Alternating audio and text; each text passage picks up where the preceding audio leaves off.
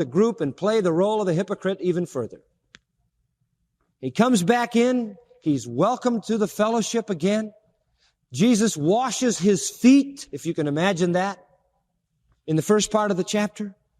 And then Jesus says in verse 10, "And ye are clean, but not all of you." And he is beginning to point out Judas. Not all of you, for he knew who should betray him. Therefore he said, "You're not all clean." Verse 18, "I speak not of you all. I know whom I have chosen. I know the 11 that are saved, but that the scripture may be fulfilled." And he quotes Psalm 41:9, "He that eateth bread with me hath lifted up his heel against me." And I'm telling you before it comes, verse 19, "So that when it comes to pass, you may believe that I am he." He wanted them to know that he knew this so that when it happened, they'd say, "My, only God could have known that before it happened." And they didn't know it. When he said, "One of you shall betray me," they said, "Is it I? Is it I? Is it I? Is it I?" It wasn't manifestly obvious who it was, and if Jesus knew, he had to be supernatural.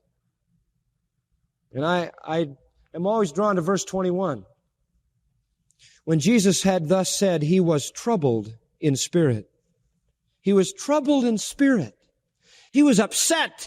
The ingratitude, the rejection of love, the hate for hypocrisy, the repulsiveness of the enemy, the heinousness of sin, the horrors of knowing that hell was waiting Judas, and the anticipation of the sin bearing on the cross. Do you know he actually would be dying on that cross with all the sins of all the world in addition to suffering this?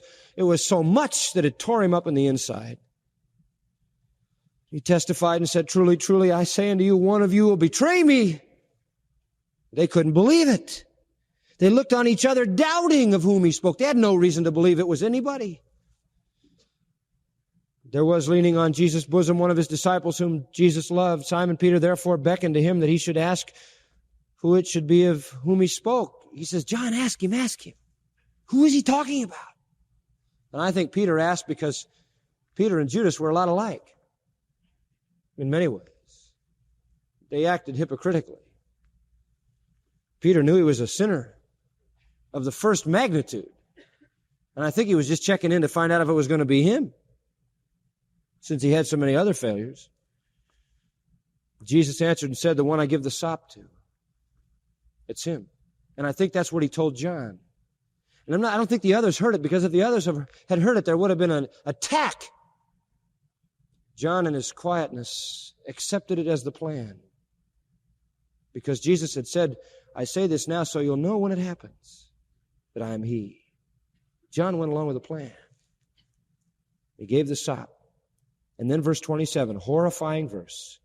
And after the sop, Satan entered into him. Then said Jesus unto him, "What thou doest, do quickly."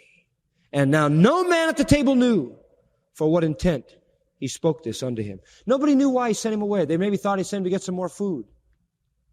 Out, he said. It was over now. The door was shut. Satan entered Judas. Can't imagine anything more horrifying. It's one thing to be demon-possessed. It's something to have the devil himself get in there. I mean, what is it that the devil himself gets in an individual to accomplish? It must be the big ones, right? Satan entered Judas.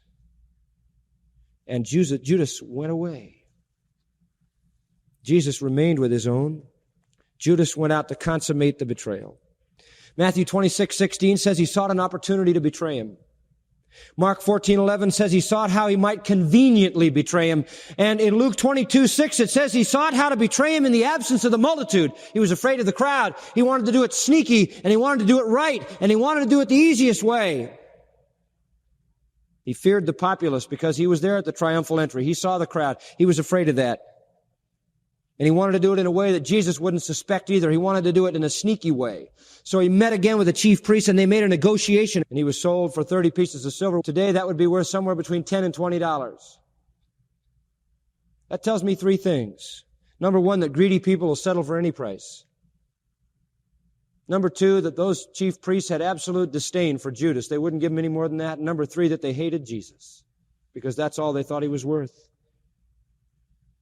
And so he negotiated that he would point Jesus out to them in a secret place, in a quiet place, and in the pitch dark of the night, they had to have a sign. So he said, the sign will be the one I kiss. Otherwise, they wouldn't have known which one he was in the darkness. And that brings us to John 18, the next time we see Judas. A few nights later, Jesus is in the garden. Verse 2, Judas also, who betrayed him, knew the place, for Jesus often resorted there with his disciples. Judas not only profaned the Passover with blood money, he profaned the secret, private place of devotion for our dear Lord. He profaned friendship. He knew the place. He gathered together a band of men and officers of chief priests and Pharisees, and they came with lanterns and torches and weapons. Jesus, therefore, knowing all things that should come upon him, went forth and said to them, Whom seek ye? You see, Jesus knew that Judas was going to come in, and he was going to come up to Jesus, and he was going to kiss him, and then the soldiers would attack, and Judas would say, Oh! In shock, as if he knew nothing. Judas would kiss him to put him at ease so he wouldn't think anything was up. Jesus knew all that. So you know what he did? He removed the necessity for the kiss. He walked out and said, Whom seek ye? And they said, Jesus of Nazareth. And he said, I am he. Thus eliminating the need for the kiss. But just to show you the pit of blackness in the heart of Judas, he kissed him anyway. The diabolical heart forced him into that unnecessary kiss. Even though it was no longer a kiss to point him out, it was a kiss to fake his innocence. It's a supreme act of hypocrisy. Let me ask you a question. Is the act of Judas unique? Is it the only act of its kind? Not so. For you will read in the Old Testament, in the book of Ezekiel, how that God was polluted among the people for handfuls of barley and bread. And if you read the prophet Amos, you will read of those who sold the righteous for money. And may I suggest to you today that men have and always will sell Christ for whatever they think is worth more. Judas sold Jesus for greed. People are still doing it for their ill-gotten gain, their lifestyle, and everything else. Why did he do it? Why?